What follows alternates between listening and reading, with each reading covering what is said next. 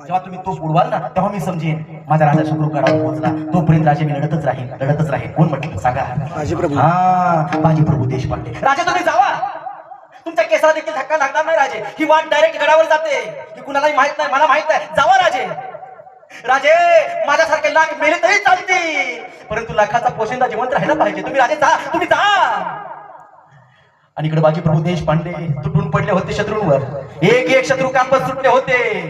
मोजके 2-4 शत्रू राहिले फक्त. एकानं तलवार खुपसली हो पोटामध्ये. बाजी प्रभूंच्या धारा तीर्थ पडले. मात्र लक्ष कुठं आहे? तोफीच्या आवाजाकडे. राजे वाजवा ना तो. तोफीच्या आवाजाकडे लक्ष आहे. तेव्हा तोफीचा आवाज आला. तोफेचा आवाज ऐकला. बस आता मेलो तरी चालेल. परंतु तोफेचा आवाज ऐकल्यामुळं पुन्हा बळ आलं. पुन्हा तलवार घेतली. सगळे शत्रू संपवले. तेव्हाच आपला प्राण सोडला. त्यांना बाजी प्रभू देशपांडे म्हणतात.